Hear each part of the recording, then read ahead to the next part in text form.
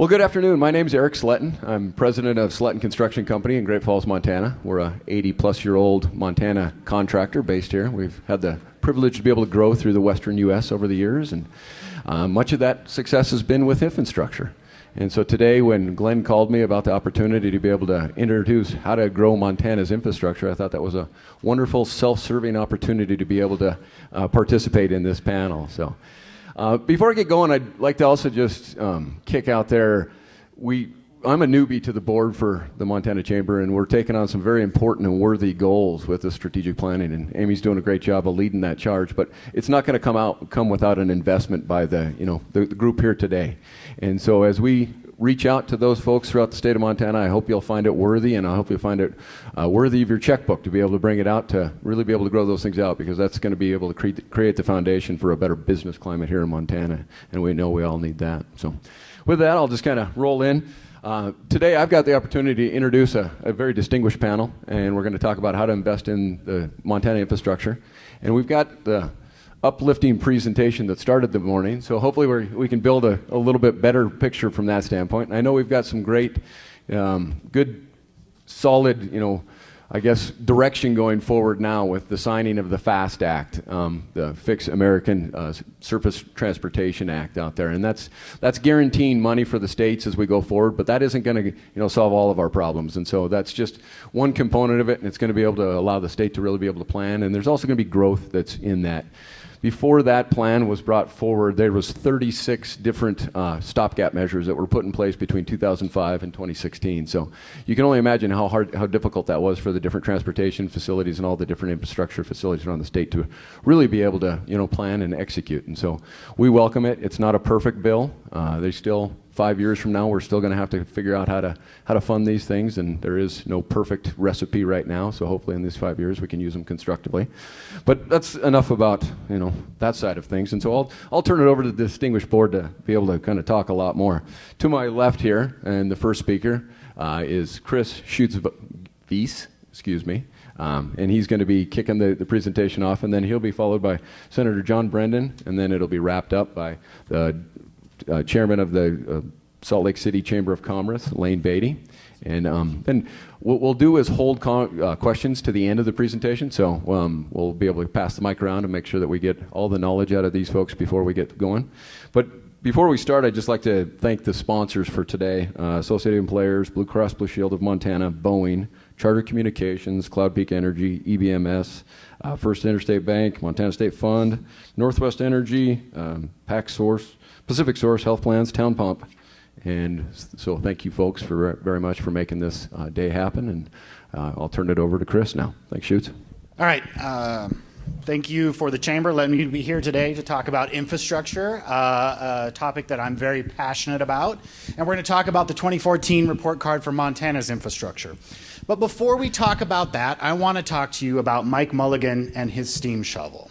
Now, my son loves books. He loves them. That's his treat, that's his reward, and one of his favorite books is Mike Mulligan and his steam shovel. It's also one of my favorite books for the reason that it is the best book about civil engineering that I have ever read.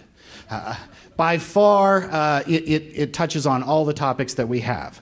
Now, I love this book. My wife hates this book. So when Jackson wants to hear about Mike Mulligan and his steam shovel, it's Daddy's turn to read. And we learn all about the fact that Mike, I like to believe that Mike touched all of the infrastructure across the state of Montana. He built buildings. He built roads. Look at that beautiful road that Mike built.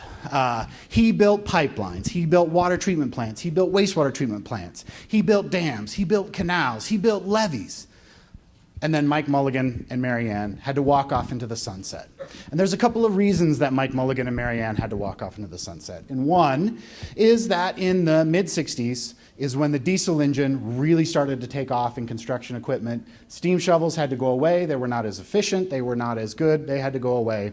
And the other reason is we stopped spending money on infrastructure in America. Now, this is a slide from the National Association of Manufacturers that we talked about earlier and their push on infrastructure. And you can see that it's probably not easy to see here, but in the mid to late 60s is when we peaked as part of our GDP spending on infrastructure. And since then, it has continually gone down. And so why did we put together a Montana Infrastructure Report Card? It's to address this particular issue. As civil engineers, this is something that's important to us, and we don't think it's getting enough press or enough talked about.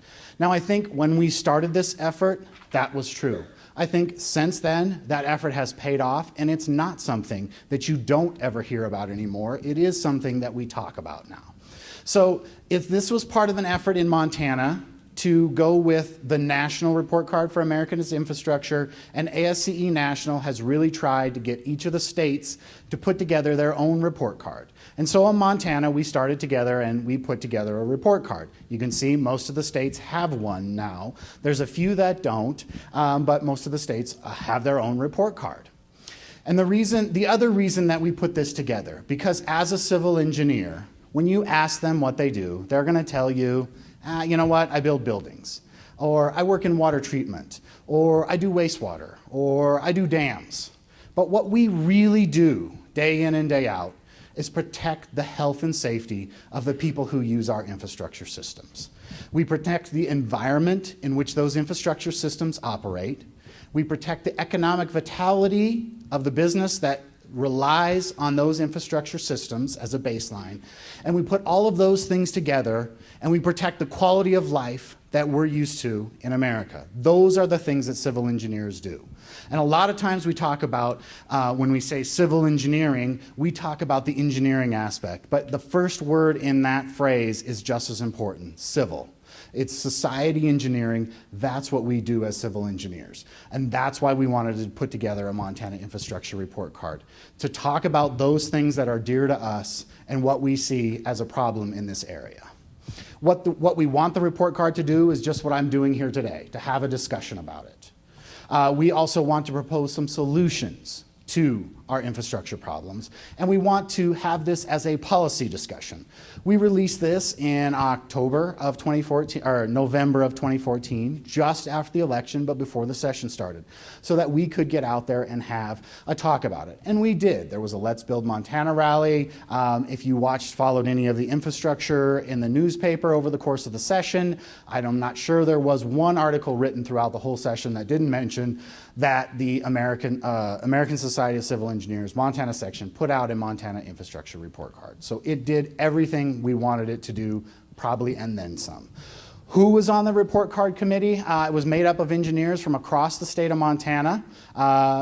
Scott was here earlier, but I don't know if he's still here. Scott Murphy from Morrison Merrily was on the panel with us. We had city engineers, we had government engineers, we had consulting engineers, we had retired engineers, we had engineers from across the state of Montana to put this report card together. And those 30 engineers agreed to do three things. One, you do the research on it. Two, you do the writing of it, and three, you do the outreach of it.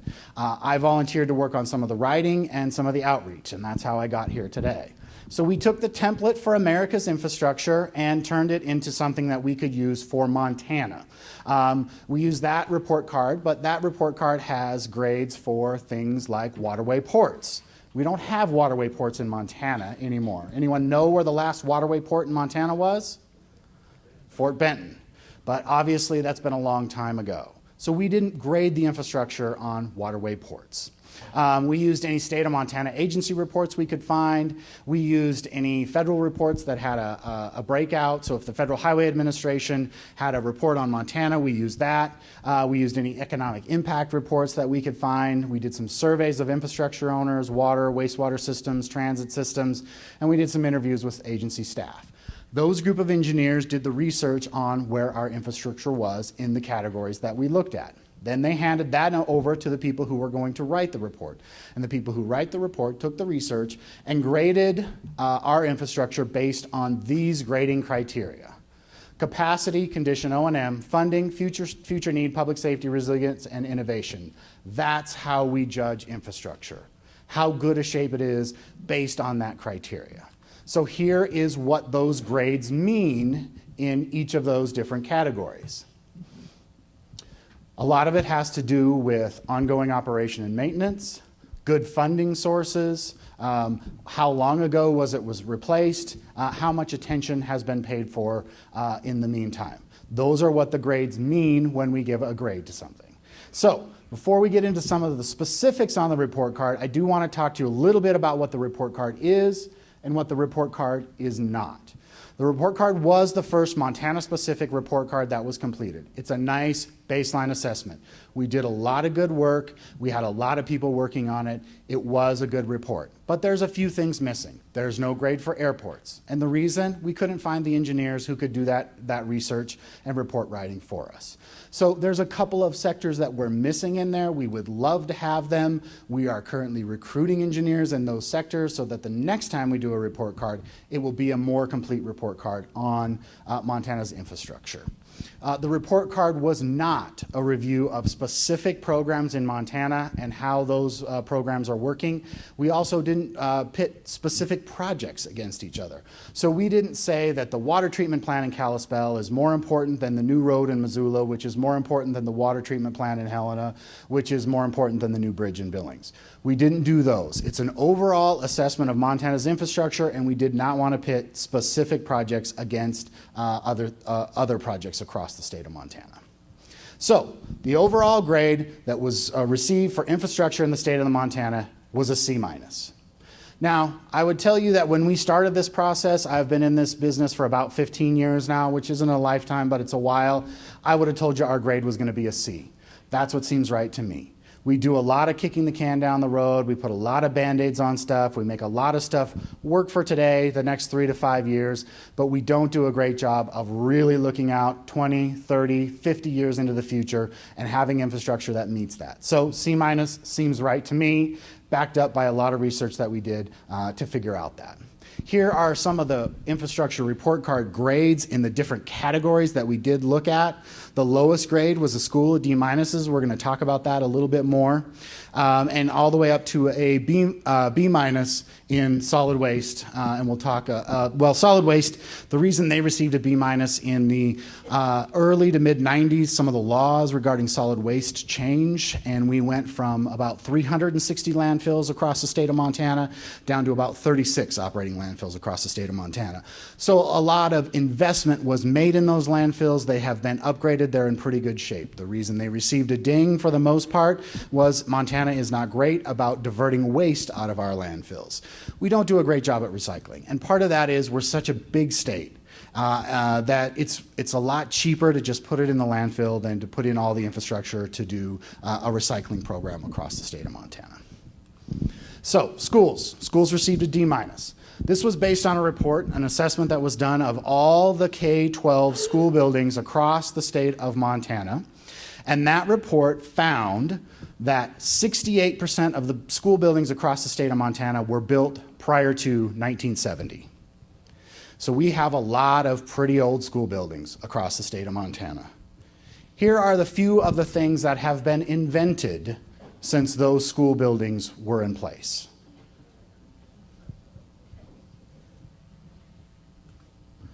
Here's a little quiz.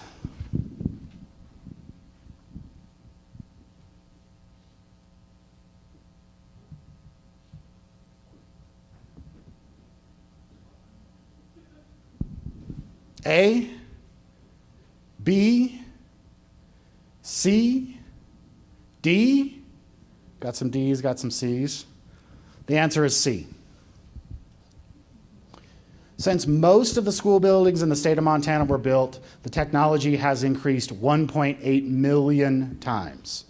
What was state-of-the-art in 1969, state-of-the-art, now doesn't even really fit in my back pocket. We are so much farther ahead than we were at that time.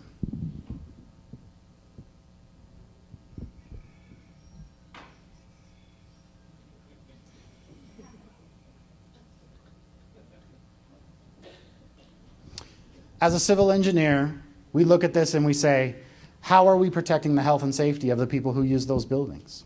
How are we protecting the environment they're in? And most importantly, how are we protecting the economic vitality of Montana when the school buildings we have are so old they're 1.8 million times out of date as far as technology goes? Wastewater got a D+. There is a small town in western Montana that has to upgrade their wastewater treatment system. This is due to the fact that they received the largest fine in the history of Montana for discharging wastewater into a very pristine river in western Montana. They are looking at an $18 million upgrade to their wastewater treatment plant, and when they do that, they will raise the rates in that city by 300%. One of the people who came to the meeting said, if you do this, my bill will go from $62 to $200. The local government learned in 1980 that there's probably going to be a problem with their wastewater system and have since done nothing. They have had one rate increase in that amount of time, and that was 2 years ago. They are causing a lot of problems for that particular community. They are not protecting the environment because they're discharging untreated wastewater into the river. But also, what are they doing to the economic vitality of that community? When you ask people to raise their bill by 300%, that my monthly bill is going from 62 to 200. Drinking water. It is estimated that the state of Montana has enough water main to run from Billings to Miami and back again. And we have enough sewer main to go from Billings to Miami and back again. Replacement cost for those pipelines runs at about $12 billion. Right now, the state of Montana as a whole replaces that at about the $80 million rate. And that means we see replacement after 80 years, which works if you start with brand new pipe in the ground today. But we don't have brand new pipe in the ground today. You still hear stories of people digging up wooden water mains across the state of Montana. We have a lot of effort that needs to go into building this. This is over a 20-year horizon, but over that 20-year horizon, the amount that we need to invest in our water and wastewater pipelines is similar to building Bobcat Stadium 500 times. Transportation received a C. The TRIP is an organization, transportation organization. They did what we didn't do in the report card. They went through and they listed the top 20 transportation priorities across the state of Montana. And they put a price tag of $7.4 billion on that. Right now, we receive about $1.2 billion in federal, state, and local money. So you can see it would take several years to get the top 20 transportation projects off the books. And then there's going to be 20 more, and then there's going to be 20 more. I think, to me, this sums up a lot of what's going on with this issue. The American Trucking Association, which has been with ASCE on this effort for a very long time, they surveyed people across the nation, and that survey found 65% of the people agree our infrastructure is crumbling. 65% of the people also felt it was somebody else's responsibility to pay for it. Here you can see the power of the gas tax versus inflation. Since the gas tax has not been raised in 1993, it has continually gone down against the cost of inflation, the cost of construction. If we continue on the path that we're on right now, we will be 50% behind the 8 ball by 2022. The FAST Act was passed, and Eric talked about that a little bit earlier. The American Society of Civil Engineers is very happy that we finally have a long-term transportation bill. We are very happy about that. But that doesn't mean there are not problems with that. One, the funding for this doesn't really go up with the course of inflation over the course of it. Two, they had to find money for it. The gas tax is what we use to pay for transportation infrastructure, and it has continually been losing steam. But what they did was found some one-time money to fund the FAST Act, and 5 years from now when it runs out, we're going to be in the same boat we were when we started this, except we'll be 5 more years behind. So, what are some of the keys to raising the grade for Montana's infrastructure? One, we have to innovate as we replace. And that's a lot contingent upon us as engineers. Now, a good engineer will learn how to do something once and then do it the same way again for the next 30 years. We can't do that anymore. We have to do better when we as engineers design projects. We have to get more out of that dollar when we design projects. But we also need, what we need from other people is a little leeway to work at that. Because the first time you do something, obviously it doesn't always go exactly the way it's according to plan. So why engineers like to do that over and over again is that, okay, well, I knew how to do this once. I can do it again. I can tell my client I can do it again. And we'll build it, and this is what it'll cost, and this is what'll happen. We have to do better at innovation. We need to keep up infrastructure education efforts. That's why we're doing the report card. That's why we're going to keep going out and talking about this particular issue. We need to have a plan and fund for the future. So let's figure out what our capital needs are over the next 30 years, 50 years, 70 years. Let's have a plan for it, and how do we fund that over the time? And we need to support programs that are good for Montana. The FAST Act, the Federal Highway Trust Fund, is good for Montana. For every dollar we send to DC, we get between $2.50 and $3 back. That is a good program for the state of Montana. Some of the things we can do in these particular areas of infrastructure. For schools, I know they have a critical school. Senator Brendan probably knows the name of the schools. Quality Schools, thank you. The Quality Schools program, but we probably should have something similar to what we have as far as the TSEP program for those schools. So they know going forward, here's what they can expect. We need to upgrade the level investment on the local level and also by the state for water and wastewater facilities. They need to be aware of what the long-term costs of these are. And we need to consider using an infrastructure bank in the state of Montana. That's something you can do and take this maybe a little bit out of the realm of politics and move it more into the realm of engineering, where those decisions are made based on sound engineering, sound economics, sound judgment over the long term. Again, under transportation, innovate as we replace. There are technologies out there that help us innovate as we replace. We just need to start using them, starting engaging for them. We need to start worrying about the driverless car. It's coming. Those of you who have seen the stuff talking about it, they expect it to be here. Well, in some models, it's here already. Full-on driverless cars within 5 to 7 years. How is our transportation system going to deal with those? Are we looking to do those type of things? Again, state infrastructure bank and an index of the gas tax to inflation, so that that inflation doesn't crush the gas tax over the course of 10 years or 15 years. With that, I would be happy to take any questions. Hopefully we're doing good on time. Yeah, we're doing great on time. I think what we want to do is probably hold the questions okay. to the end. All right. So, thank you. Thanks, Shoots.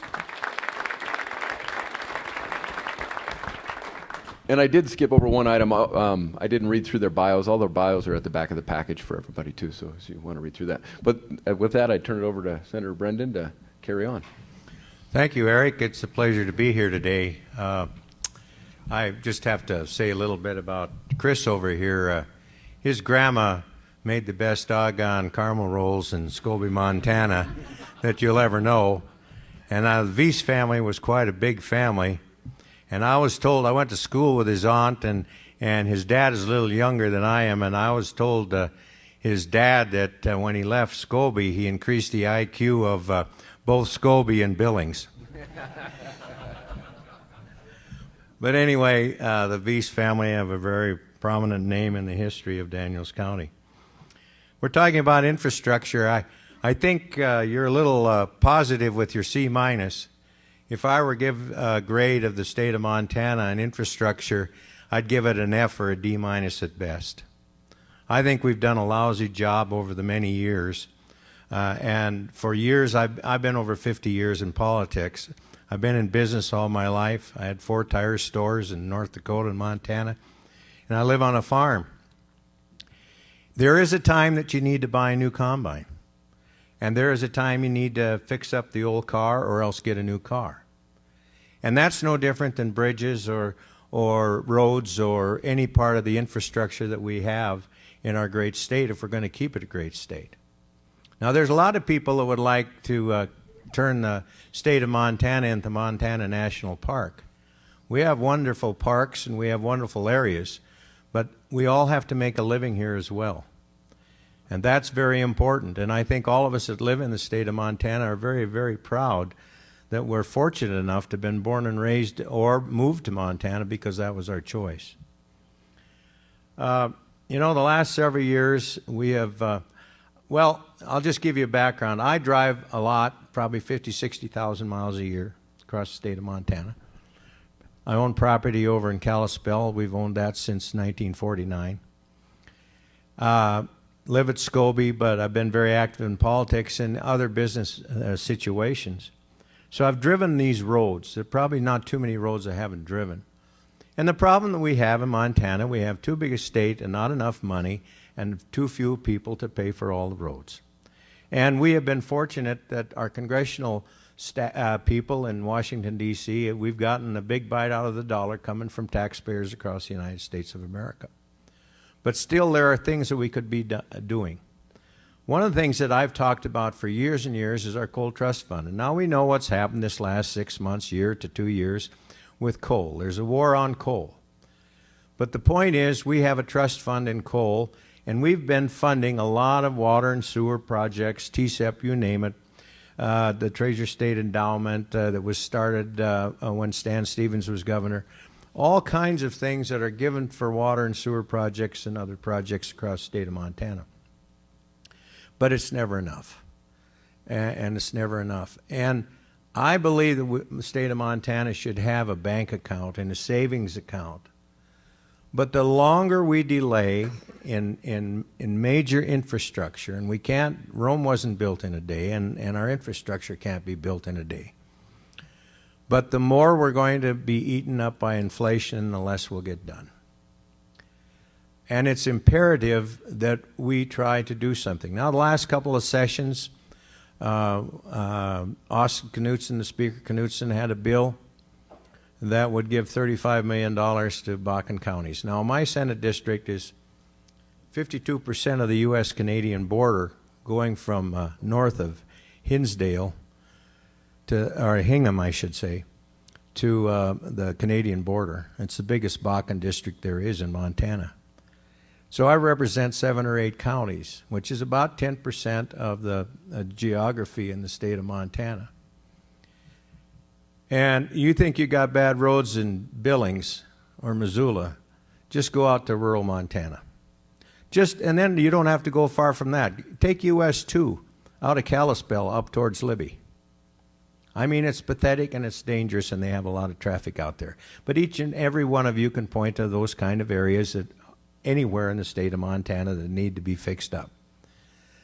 Now, I've always felt that if we get a better road over in Eureka or Ekalaka or wherever, it helps all of Montanans. And sometimes we become too provincial and say, well, it's only going to happen in my spot. Well, that isn't the way the world works. If I'm the dictator, and I live long enough, I can make it happen in my spot, but I'm not. When you're dealing with 150 legislators and a governor, first of all, you got to persuade your committee that you can get out and get this bill passed. Then you have to persuade your house that you're in, and then you have to go through the committee process again, and then you have to go through the other house process again. And then if that passes, then you've got the governor. So you never know how it's going to work. Well, Austin Knutson's bill was going to give $35 million to the Bakken countries over in eastern Montana. It passed by a total of 142 to 8. And yet the governor vetoed it. I think the governor made a big blunder. I don't think he heard about the ramifications probably that would come from it. I think he maybe realizes that he made a mistake. But when a bill goes through both houses 142 to 8, I would think that a governor who's thinking about running for re-election would say, you know, maybe that's not such a bad bill. But he vetoed it, and it was defeated in the House. We overrode the veto in the Senate. We couldn't override it because all the Democrats, except I think 2, went along with the governor. Now, $35 million wasn't enough to help Richland County or Sidney, Montana, because you guys know what lagoons cost and sewer and water systems and roads and bridges. I mean, that was just a gnat on an elephant's rear end. But anyway, so we've been trying again, and so last session, Speaker Knutson had another bill. I voted for that bill. It didn't pass. And then Senator Ripley had a couple different bills that we would cap the coal trust fund and take more money out of that for a certain period of time so that we could help push along infrastructure and roads and bridges, sewers, et cetera, et cetera, et cetera. We couldn't even get that going anywhere because some people think we should keep the coal trust fund intact forever and ever. And if we do that, if we don't use some of it or more of it, it's going to be eaten up in inflation. So that's how, after we tried several bills for infrastructure, I brought forth Senate Bill 416. And I knew it would be a compromise bill. I knew it would be a bill that I wouldn't totally like myself. And so basically the bill was that we were going to take part bonding and part cash, and with a coalition of Republicans and Democrats working on the bill, giving ideas on the bill. We had many meetings with the leadership of both the Republican and the Democrats, both from the House and the Senate. Eventually the bill passed 47-3. And part of I think the fairness of that bill was so that there wouldn't be too much provincialism in the bill. If you were a county or a city that had a high bonding level, mill levy, for roads, bridges, your tax structure, whatever you needed for your county or city, you could apply and get 100% money from the state of Montana through this bill. Now, if you only were taxing at a 50% tile, you could only qualify for 50%. Now, I think that's fair and the equitable thing. And that way, you couldn't pit Webo against Wolf Point and Wolf Point against Dekalaka. Everybody had a fair shot, and everybody played on the same level of playing field. The other good thing about the bill was, and Senator Chris Hansen came up with this idea, was if there's more money coming into the coffers of the state of Montana, the more money we'll spend on infrastructure. And I thought that was a terrific idea, and everybody else did too. Because if we hit a certain plateau, it was going to be $100 million. If it was another plateau, it could be $200 million. Another plateau would be $300 million. And I think that's the way business operates. If you have a good year in business, I know for myself, if I have a good year in the farm or my business, I can plan for maybe some longer term situations that I want to have, or maybe I want to buy a car that's called a Cadillac. But that's your choice. And so we thought that was a good idea. Like I say, it ended up passing 47-3 out of the Senate. Now, the one thing that I was very adamant of not having in the bill were schools. I happen to believe that I shouldn't be paying for Billings' school, and Billings shouldn't be paying for Scobie's school. I think your infrastructure of your building in your town, in your county, should be up to the local taxpayer to do that. Because if we got into that infrastructure situation, you'd never get any money for a road or bridge or sewer or water project. And the Democrats and Republicans agreed on that. So anyway, it goes to the House. Long story short, we lose by a vote.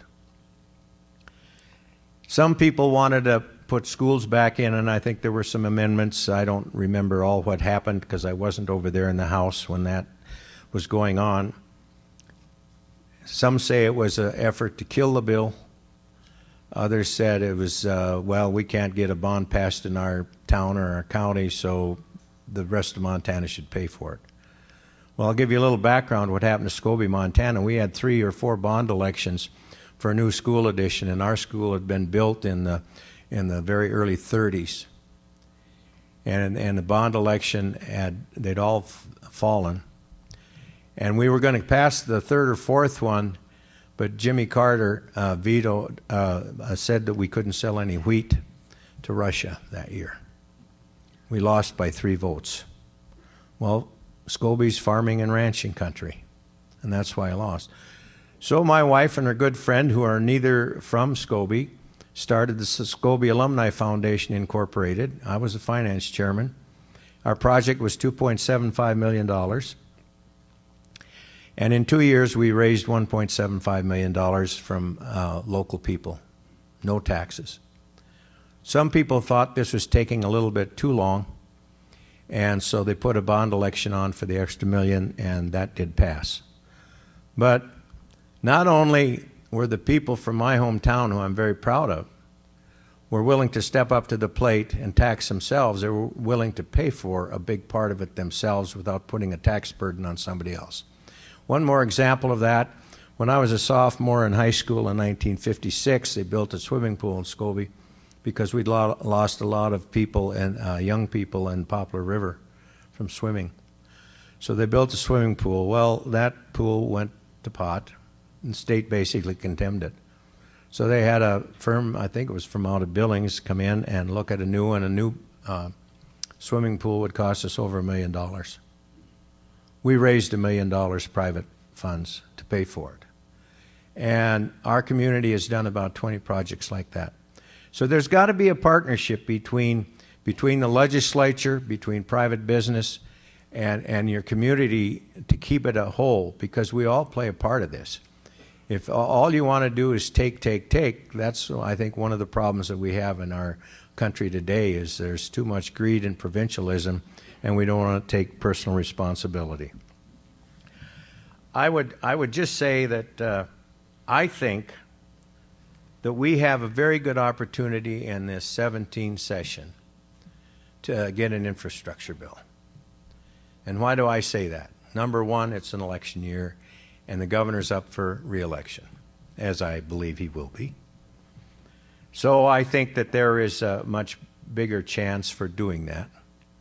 I think if a broad band of coalition of Republicans and Democrats can get together and craft a bill that will make see what the mistakes were made in the last time, I think there's a great chance that we can do that. Now, on my Senate Bill 416, I didn't like the buildings being thrown in there too for the university system or the historical society or what have you.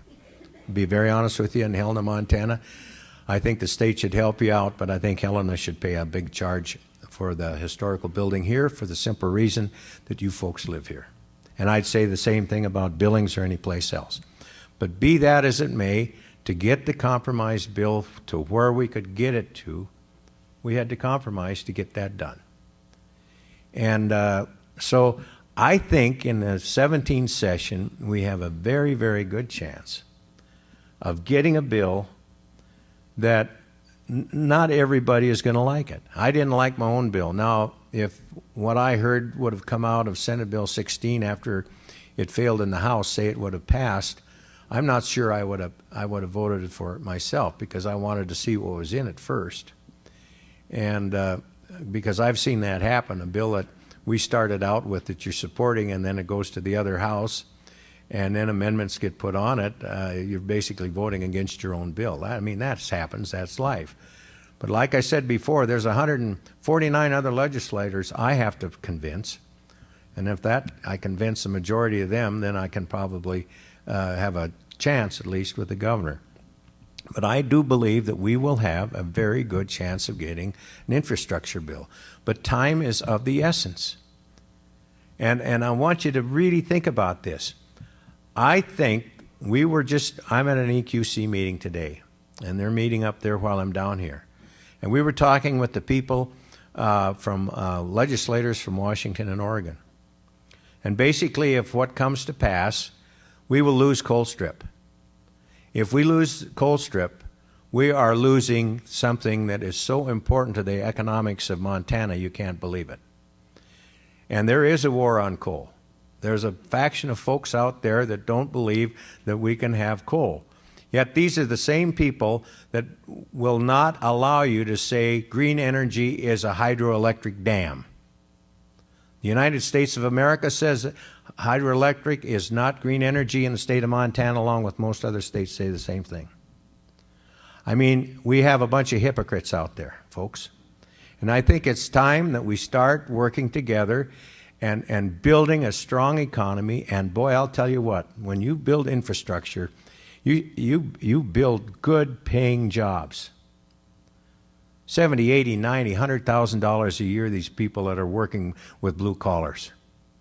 Now that's pretty good salary up here in Montana. The average income, I think, in Daniels County is something like $27,000, $29,000. So I think it's important that we work together. I think it can be done. The contractors, it's easy to get self-centered and saying it's my way or the highway. But if we all give and take a little bit, and we can come up with kind of a plan and says, okay, we're going to dedicate so many dollars to highways. What is our bridges? What do we need for our bridges? What do we need for water and sewer projects? I think something could be done, but we damn well better start now. Because if we don't, we're just going to go farther down the tube, and I would give us a XYZ rating for building an infrastructure. Thank you very much.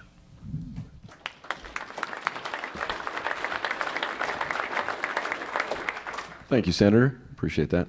Now I'll turn it over to Lane Beatty, the president of the Salt Lake City Chamber of Commerce, and talk a little bit about what they're doing outside our borders and what's succeeding. Thank you very much. A pleasure for me to be here. I look in the audience and obviously have some friends who spend some time on our board in Salt Lake. If I can, I just want you to know, first of all, I am not here to tell you what is the best way for you to go about funding infrastructure. That has to be done on a local basis. And so I hope that I don't offend anyone talking a little bit about Utah and Salt Lake. Now, I must tell you that there's some things that you need to know about me that a lot of people probably wouldn't. I am a property owner in Montana, and we own several pieces of property down in West Yellowstone, and to me it is called God's country. When I grew up, I was born in Idaho, moved to Utah at the ripe old age of 8, spent every summer of my life on a cattle drive between Rexburg and Henry's Lake, and many of you know where that is, and I want you to know I look back on it with much more favorable memories than I did at the time when all of my friends were home playing ball and I was sitting on the back of a horse out in the middle of nowhere and just having a lovely time. The reality is that it also did something. I know how to move sprinkler pipe. I know how to haul hay. I know how to mend a fence. Basically, I know how to work because my grandpa made darn sure that I did, and my dad supported that 100%. I say that to you because of the fact of the values that are in all of us in this part of the country, wherein there are certain things that we do. You just have to take care of the problems that you have at hand because they are problems at hand. Now, let me tell you a little bit about Utah and my background. I was a real estate broker and developer by profession. I was elected to the Utah State Senate in 1988, and I served 12 years there. I was president of the Senate for 6 years. I was the state Olympic officer. I oversaw the Olympics for the state of Utah. By law, I had to approve all of Mitt Romney's budgets, which I want you to know he was not used to having anyone approve his budgets. Nor, irrespective of what your political background is, nor did he need to. He is one of the brightest, smartest people I have ever dealt with in my life. And I had no interest in going to the Chamber of Commerce, and some people in Salt Lake, some business leaders came and said, "We have got to make a change. Would you please come?" And after turning them down 3 times, I finally said to them, "You do know I don't live in Salt Lake." And they said, "Well, that's okay." I said, "I don't live in Salt Lake County." And they said, "That's okay too." And I said, "Why is that okay?" And they said, "Well, because the Salt Lake Chamber covers the whole state of Utah." I didn't have a clue. And I said, "Are you serious?" And they said, "Yeah." And I said, So So how do you represent the whole state? And they said, we have members in every county in the state of Utah. So to give you a little bit of a size, we actually have over 7,800 member businesses that belong to the Salt Lake Chamber, one of the largest chambers in the entire country. Now, that gives us something to do. Now, we also run by a person I hire to run the State Chamber of Commerce. We have a state organization of chambers of commerce across the entire state. And we want to make sure they are all successful. And so we do a variety of things. We are the big gorilla, so we do some things like we do public relations with policy for the legislature. That policy goes out to every chamber of commerce in the state. We send all of the information out without our name on one piece. They take that information, put their name on top of the paper, and send it out to all of their members. Now, we can afford to do that, and what helps us is that we unify ourselves as a business community. There's a reason I'm telling you about the business community and why that is so critical. I have had the opportunity to serve with Webb on the Committee of 100 for the last several years, and I just want you to know I have deep respect for Webb, and he is highly respected in that organization of the U.S. Chamber, and it's been a pleasure. So why am I here today? Why am I here to talk to you today? Well, let me tell you a little bit about Salt Lake City, where we're at today, and maybe where we were, and some of you probably know that. By national statistics, we are the #1 pro-business state in the nation. We are the #1 best business climate in the nation. We are #3 top states for business and have been by Forbes magazine for the last 5 years. We are the most self-employed women in the nation as far as the state is concerned. That's not something most people are aware of. Alfalfa is not the greatest production level of the state of Utah, and it might surprise some of you to know that we produce more children than anybody else in the nation. Now, let me tell you what a great advantage that is, because we have a workforce, and they're healthy, and they're young, and they're educated. So just a few years ago, I committed that I would come to the Salt Lake Chamber for 2 years. They needed to have some reorganization. They needed to get out of debt. They needed to do a few things. And I finally said, okay, 2 years. I will come for 2 years. And then they said, Lane, would you please consider a little bit more than that? And I said, no. And they kept at me, and I finally said, listen, if the business community of the state of Utah stays intact and supportive of what we're trying to accomplish, then I would stay more. I have been there now 12 and a half years. And I want you to know, it isn't Lane Beatty that's leading the Salt Lake Chamber. I get to head it up.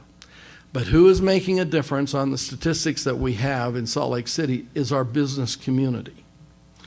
And the people that you will find that should be in this room listening to all of this are all your business leaders. Because that is who makes the difference. You see, we have an interesting concept. We believe that the legislature is there to serve us. And so we have one of the most aggressive policy programs in the country. And we'd love to show it to you. It isn't a hindrance. It isn't a complaint to. It is a partnership with those who fund the critical issues of the state of Utah. Now, when I talk about job growth and where we are as a state, people say, yeah, but you didn't go down as far as the rest of the country did with the inflation. Baloney. We went further down in the cycle during the first year of the economy. In 3 months, we lost 24,000 residential construction employees. Just gone. We went further down in the recession than most states in this nation. The difference was we hit harder and bounced more. We hit and we were coming back up. We couldn't just sit around and wait for the federal government to come and cover our fannies in some way. We had to do something. So I stood 13 years ago, or 12 and a half years ago, in front of 750 people in our opening. My first time I ever met with a membership in a meeting that we had, very similar to this, when I said, the #1 issue in the state of Utah is transportation for the economy of the state of Utah. And I had people, Transportation? And I said, if we stop traffic on I-15 in Davis County, which is just north of Salt Lake City.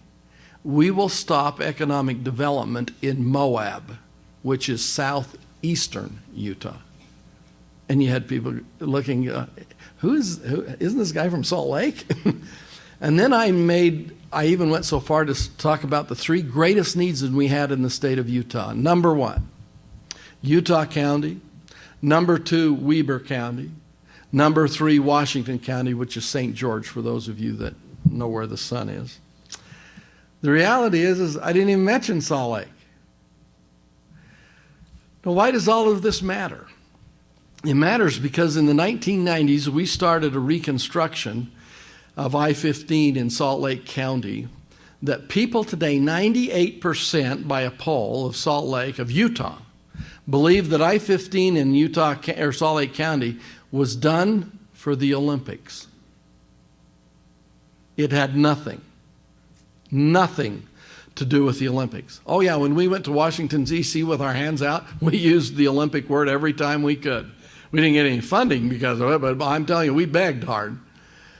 But it wasn't that. We had to rebuild a 26-mile section of I-15. 143 overpasses had to be torn down and rebuilt at a cost of $1.6 billion.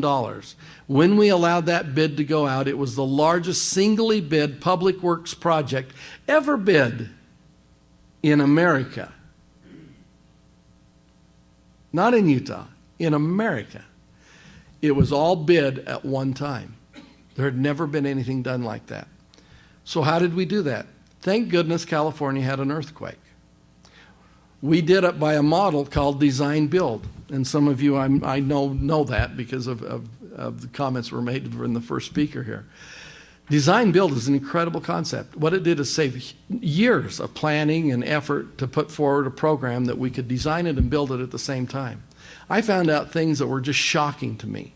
I was president of the Senate at the times, and if somebody had come in to me to say, you know, we can rebuild this road, but we're going to have to use styrofoam in the overpasses, I'd say, what? Oh yeah, we'll put styrofoam in instead of back charging or compacting all of the ground on overpasses. It actually is more stable, and I would have said, you're out of your minds. Well, they weren't out of their minds. That is actually very true.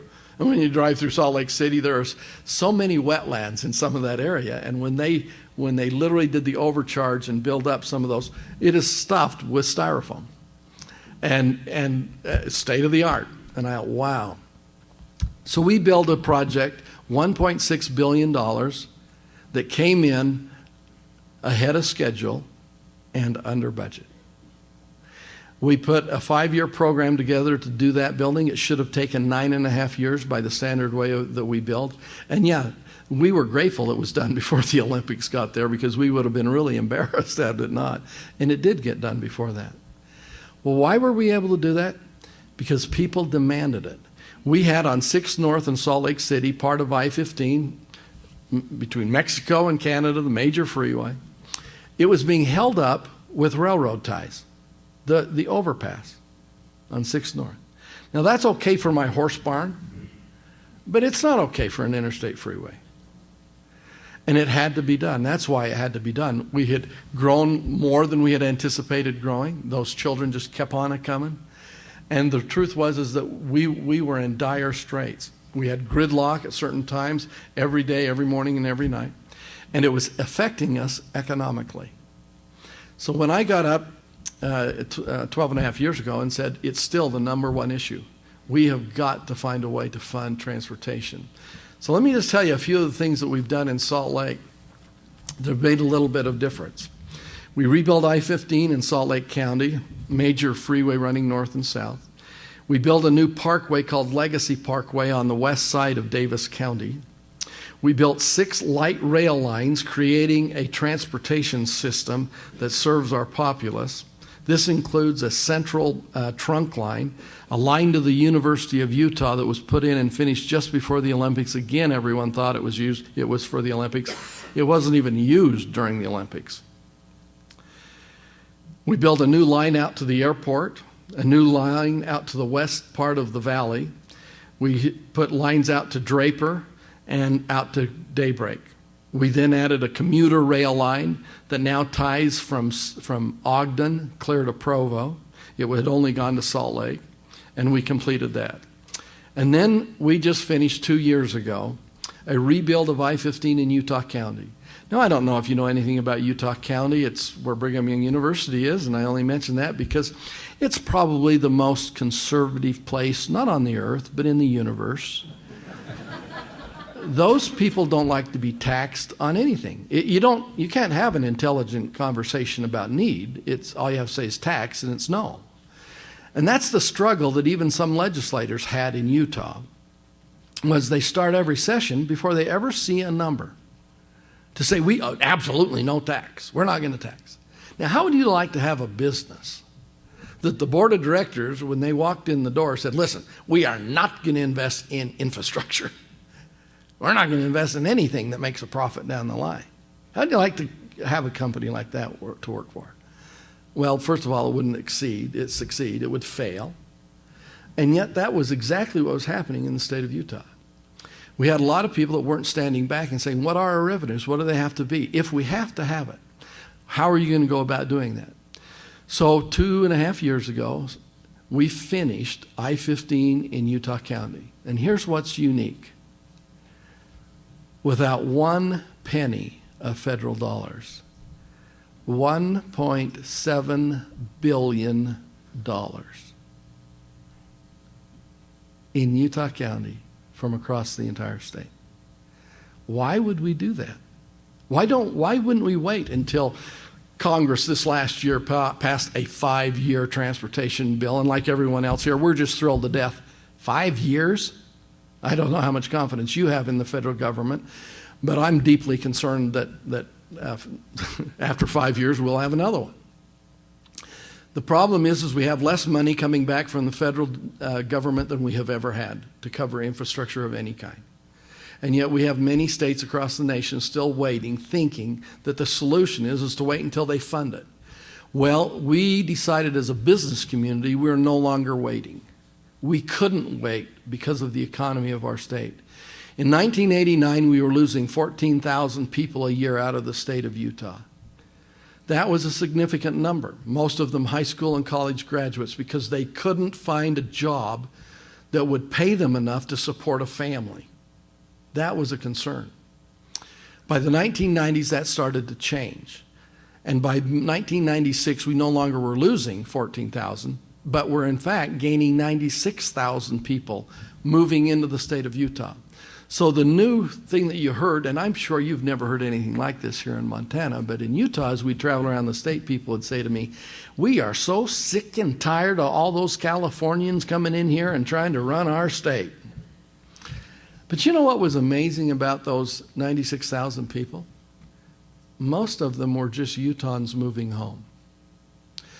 Many of them born outside the state of Utah, but they had some tie to Utah. They liked the quality of life. Well, what has happened since that time economically for the state of Utah when we started to address it? Because we made some promises. Goldman Sachs came into my office 7 years ago. They came in, had an appointment. I thought, this is neat. You know, Chamber of Commerce. Can you imagine Goldman Sachs coming into your door? I was pretty excited. And I thought, maybe they're thinking of coming here. And they came in and they said, Lane, we just wanted to come in and visit with you and tell you that we're gonna grow our office here in Utah. And I said, grow? Where are you? Oh, well, we have a group of people that work for us up to Research Park at the University of Utah. And I said, I don't know how that makes any sense. Where? I know every building up there. And he says, well, we don't have our name on the building. We're just back office support for Goldman Sachs worldwide. How many people do you employ? Oh, about 200, 250. I was dumbfounded. You can imagine as a chamber guy not knowing 250 people working for one company like Goldman Sachs. And they said, well, we think we're going to grow. We think we can grow up to 400 people. Wow. Seriously, now that's a nice step forward in economic development. They came in, they called me 3 weeks later, came back in, and I thought, oh, brother, they're coming in to tell me it's not working out. They came in and said, well, we've done our numbers. We looked at the production level that we had out of this office, and we're not going to grow. Our estimation now is that we're going to go to 500 people. Seriously. I started to get exciting. So I'm not to belabor, sometimes I just love to milk this story for all it's worth. But the reality is that today, we are the second largest Goldman Sachs office in the world. Over 3,000 employees. Why? We are the number one requested relocation spot of all of Goldman Sachs worldwide. More people in their organization want to come and work in Utah than any place else. Why? The number one reason that Utah is growing economically is, number one, jobs. Number two, workforce. Number three, quality of life. You tell me which one of those Montana doesn't want? Quality of life. I know what quality of life is. That's why most of you live here. The reality is it makes a big difference to us. Light rail was the pivotal decision of why they would come to Salt Lake City. Light rail. In 1997, it was said that it would never succeed. The estimates on the federal basis were that we would have at most, federally, they predicted that we would have about somewhere around 18,000 people a year riding light rail in Salt Lake City. Today we have about 136,000 people riding light rail a day. Was that investment good for us? Absolutely. It was good for us because of the size. Going out to the airport, was that good for us? Yes. Well, how are we going to pay for all of that? And that's the point of really why I'm here today. The first decision we made as we started to build this wasn't how we're going to fund it. I don't know one corporation in America that sits down in their boardroom, and I serve on several boards. If I walked into a boardroom and the first thing they wanted to know was, well, let's see, how much money do we have? Well, let's spend that. I'm telling you, I'd have no interest in sitting on that board. What I want to know is what are our needs for growth? What are our needs for stimulation? What are our needs to be able to put our children to work in our future so that they can stay home, so that I can be the grandpa that I love to be? If there's anything that I've enjoyed, there's nothing in life that I've enjoyed more.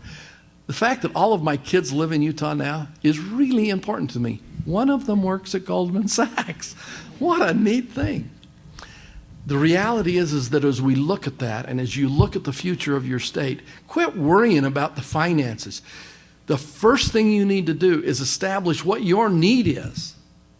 And that's the recommendation that I just saw on the card that you were just seeing, and where you were at in infrastructure and what you're trying to do. That's exactly what you need. Today we have, and I hope all of you will get on the website, to our Wasatch Front Regional Council. And I have one upstairs. I'll leave it here. I apologize, I only brought one of them. Of our intermodal transportation plan for 2040. It is agreed to along the entire Wasatch Front. 5 different MPOs have sat down together and come in agreement to say this is the transportation needs that we have. Our legislature doesn't fight anymore between why it should go to this senator's district and not that senator's district. They don't fight anymore. Why? Because the business community insisted that we have a plan that they can come forward with, that they have confidence in. And do you know how it's signed on that plan? The Department of Transportation, UTA, the Utah Transit Authority, the Airport Authority, the counties, the cities, and the state. Wow. Have agreed to one transportation plan. Now when they come forward, and they only need $56 billion by 2040. But do you know that they have all of that planned except for $7 billion? And they are working on ways to do that. This last year in the state of Utah, we had a pretty good year, and you benefited from some of the same things. Congress passed the 5-year transportation bill, absolutely critical to us. We had a program that we ran. The Chamber of Commerce ran a tax increase on the ballot initiative. We had 10 counties that voted for it. Cost us $1.4 million that we raised 100% of locally from businesses, which John was saying was so critical to you. We had additional funding for projects. The year before, we changed our funding from just a cent per gallon to a sales tax so that it could rise with inflation. Because that chart that you saw that was used over here where you saw your decline of money, that the costs haven't gone down.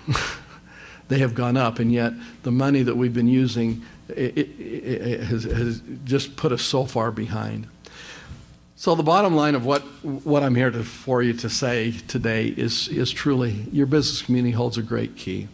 We literally have had very little opposition in many of the things that we have tried to promote. When it's time to go to the Utah legislature, you know that it's best that old Senate presidents don't show their face around the place. I'm not the one that goes up and talks to them. I go when I am asked to go, and several times a year the legislature will call and ask me to come up and answer some questions, and I'm thrilled to death to do so. But it's our business leaders. It's the men and women who are paying the bill, who are sacrificing for the success, who articulate what their needs are, and that makes all the difference in the world. We believe that we have a place that is worthy of the statement that we want people to have a place to live, work, learn, and play. And that is one of the reasons why it has been so successful. We are concerned with taxation. We are concerned with overtaxation. Right now we have some initiatives that we're concerned with. That is it the right place for those taxes to come from? And believe me, we will have a very loud voice when that comes. But where it really made a difference is the comment that we all so often make. It's time the rubber meets the road. We want you to know it's time the road meets the business community. Thank you.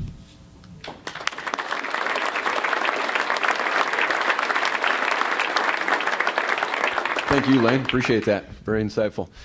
We've got a little bit of time here for questions, and so if we'd like to open it up for questions, we don't have a cordless mic, so we'll just have to have some folks shout a little bit. And also 1.2, Chris indicated that there are scorecards over on the table over there for the Montana State scorecards as well for our infrastructure. So with this, I'd open it up for questions. Amy.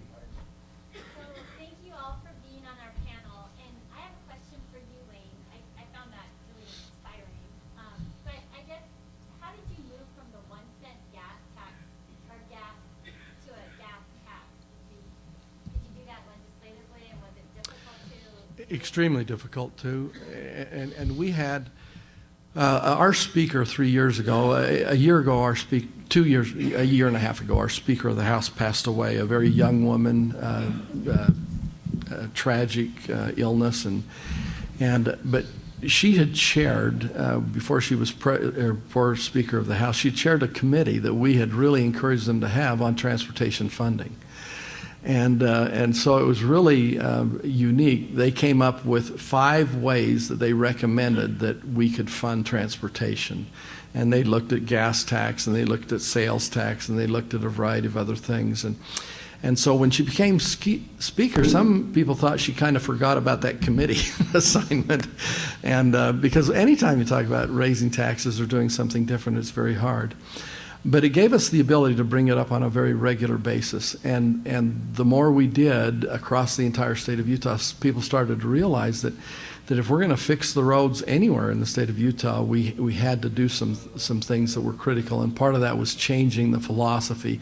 We had to literally stop the bloodletting. And that is that when you have inflation destroying your ability to stop growth in an economy, you have to do something. And that something was to literally be able to start looking at what would the difference be if we changed even a portion of it from a percent gallon to a percentage, and then that would raise with inflation, and they did that this last session. We also put another initiative on that took a quarter of a cent and gave the ability to counties. Counties and cities don't have the right just to raise taxes on their, to themselves. The legislature has to control that. But they've been very hesitant over the years to really give that authority to them.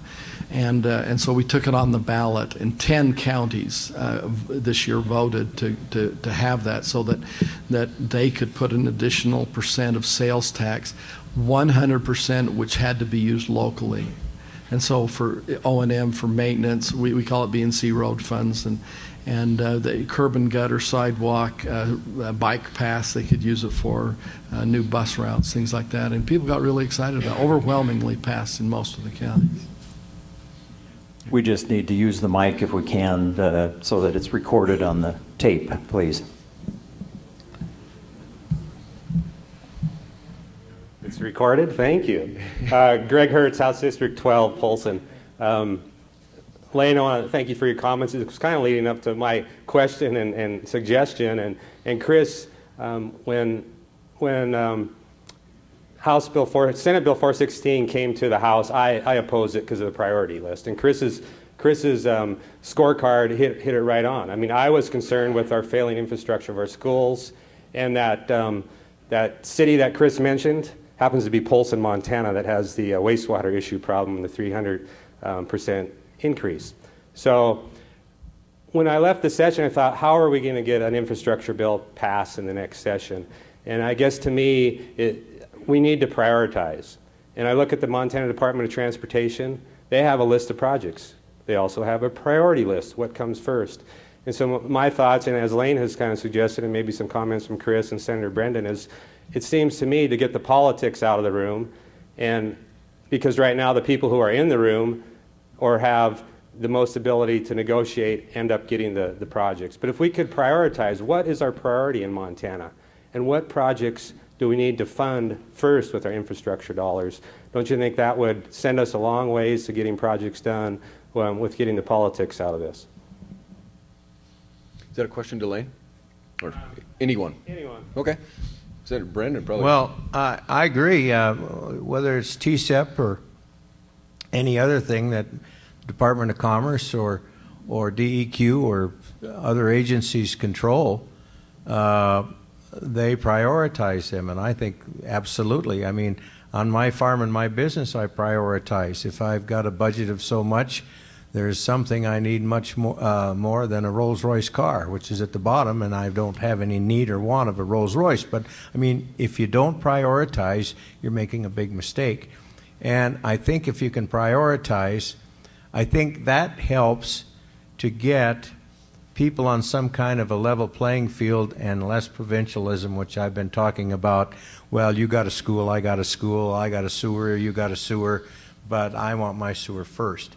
And if we prioritize, I think we can get some more infrastructure getting down on that path of where we can all work together to make it work. Can I add to that question then, too? If my information is correct, I think you're termed out for the next session? Yes, and my wife is very glad, and so are the environmentalists. But with that, what words of wisdom, what insight can you give to be able to get the next Senate Bill 416 through and get it approved? Well, let's put it this way. You know, I've known every governor since John Bonner, and that goes back to 1948. And I remember when Tom Dewey ran against Harry Truman, so that's how I've kept in charge of, and I'm only 74 years old. But at an early age, I just love politics, I love business and what have you. And I have personally met every president or seen, been close to, very close, to, from Dwight Eisenhower through George Bush the second. I've never met President Obama. I think it's just by being involved. If you're not involved in your community, if you're not involved in politics, and listen, everything is politics. It doesn't matter whether it's church, it doesn't matter whether it's your different organizations, it doesn't matter whether it's business or politics is politics. It's all politics. Now, I have very few people that I dislike in politics. There's a lot of them I don't agree with, but that doesn't mean that I can't get along with them. One of my best friends, and we've done a lot of good work together, is Senator Jimmy Keene, a Democrat from Butte. we have managed to get the orphan share off its dead rear end to start cleaning up underground tanks. And we were talking about that today, and that was my Senate Bill 96. And I couldn't have gotten it done without Jimmy Keene. And on those kinds of issues that we can work together on, and they're not partisan issues. They're just common sense type business issues that when I make a decision on the farm or my business, it's a go. But I got to sell it to the majority rule when we're in the legislature or in your committees or your community areas where you serve. But it takes a lot of work. And I commend Salt Lake and Utah for what they've done. I tell you what, and I've said this for a lot of times, if we don't have skin in the game ourselves, you can hold your hands out and just say, gimme, gimme, gimme. You got to have skin in the game. What have you done? I've raised a lot of money for different organizations and my church and what have you. And the first question I get, they say, John, what have you given? And I say, I've given. And if they ask me how much, I'll tell them. Now, I'm no billionaire, but I try to give the most that I possibly can. And I think giving of ourselves, our time, our talent, and our possessions, that's very biblical, you know. I think it's very important, and that makes a very, very healthy community, and it makes the world turn around. Thank you, Senator. So, with that, I'm going to pull the self-serving card at least once. So, and this question's for Lane. On the have you, being in Salt Lake City, done much with the public-private partnership for infrastructure, building, anything along those lines? Have you guys had much experience with that? And if so, how has it been? Yesterday, we had about 80 people in our office talking about public-private partnerships, and the reason we did that was because of water. We have a big concern with water long-term, and what are the costs and how much is that going to be, and just like it was just part of the infrastructure issue. So we brought some people in from across the country that talk about it, financiers and other people. We did not come out right now from a business community and endorse any plan. We think it is part of the puzzle that ought to be considered by the legislature when the funding. If the issue is that we need it, and for whatever reason that you have to have the availability of funds, it's a source of funds you ought to look at. And that's what we believe. It's part of the, about our business community thinks we did some really dumb things about 3 years ago. We had a Speaker of the House, very powerful, very bright guy who is a friend, and he's told me since it was the dumbest thing he ever did.